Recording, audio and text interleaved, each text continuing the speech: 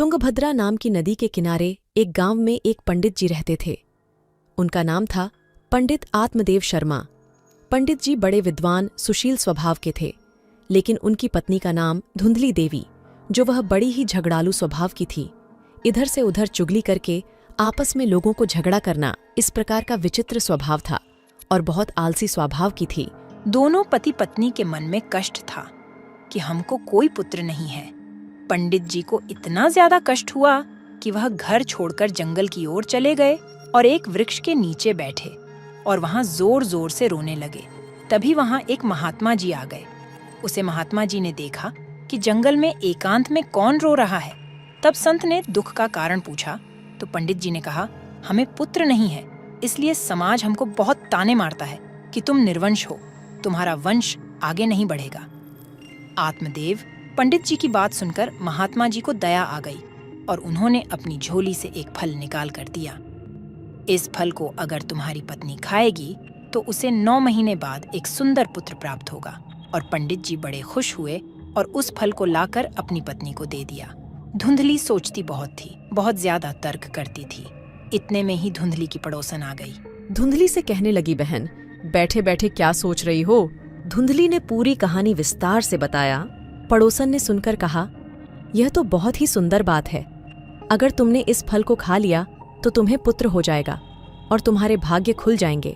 धुंधली बोली, मैं सचमुच यदि फल खा लिया तो मैं गर्भवती हो जाऊंगी, और कहीं सचमुच गर्भवती हो गई तो यह बता तू, जब मेरे पेट में बच्चा होगा तो मेरा भोजन कम नहीं हो जाएगा, और मेरा भोजन कम हो गया तो मैं कमजोर हो जाऊंगी, और यदि कमजोर हो गई तो फिर घर का काम कौन करेगा? पड़ोसन बोली, यह कोई बहुत बड़ी समस्या नहीं है। अरे अपनी ननद को बुला लेना। जब अपनी नंद बुआ बन जाती है तो बधाई तो देना ही पड़ता है। इससे अच्छा है कि 4 महीने पहले से बुलाकर घर का खूब काम करवा लो, और काम करने के बदले में जितना बन सके बधाई के नाम पर देकर विदा कर देना।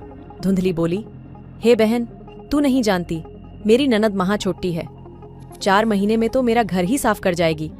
उससे तो अच्छा है कि कोई नौकर रख लूं, उसी से काम करवा लूंगी। अच्छा चलो, मैं फल को तो खा लूंगी, पर एक बात बता, मैंने सुना है कि गर्भवती स्त्री ज्यादा तेज दौड़ नहीं सकती। पड़ोसन बोली, तुझे कहाँ भागना दौड़ना है, तू तो घर में आराम करना। धुंधली बोली, घर में आराम तो करूंगी, पर अचानक यदि भूकंप आ गया तब या घर में ही आग लग गई, तब देख बहन कब भागना पड़े। कोई भरोसा नहीं, कुछ भी दुर्घटना हुई तो सब तो भाग अलग खड़े होंगे, और मरना तो मुझे ही पड़ेगा, मैं कैसे भागूंगी? पड़ोसन बोली, हे भगवान, तू क्या उटपटांग की बातें सोच रही है? यह सब सोचना बंद कर और भगवान का नाम ले और इस फल को खा ले।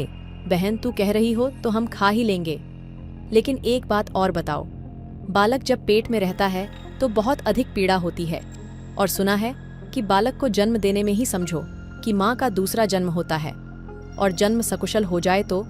और एक बात, बालक के लालन पालन में भी बड़े कष्ट हैं, इसलिए मैंने तो यह निर्णय लिया है कि इस झंझट में मुझे पड़ना ही नहीं है।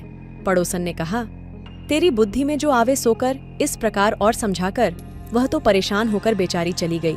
पतिदेव लौटकर शाम को जब आए और पूछा है, देवी फल खा लिया? धुंधली ने झूठ बोलकर पंडित जी को संतुष्ट करते हुए कहा, हाँ महाराज, वह तो तभी खा लिया था जब आपने फल दिया था। अगले ही दिन धुंधली की छोटी बहन आ गई। धुंधली ने अपनी पूरी कहानी अपने बहन को सुनाया तो धुंधली की छोटी बहन ने कहा कि बहन धुंधली, अभी मैं गर्भवती हूँ, इस बार जो मुझे पुत्र होगा ना वह मैं तुम्हें दे दूंगी, और यह जो फल आपको पंडित जी ने दिया है इसको जाकर गाय को खिला दो। धुंधली को यह बात बहुत ही पसंद आई और फल को जाकर धुंधली ने गाय को खिला दिया। 8 महीने बाद जब धुंधली की बहन को पुत्र हुआ तो रात में लाकर धुंधली को दे दिया, जिसका नाम रखा धुंधकारी। गाय को जो खिलाया था संत का प्रसाद, उससे जो पुत्र हुआ उसका नाम पड़ा गोकर्ण जी महाराज।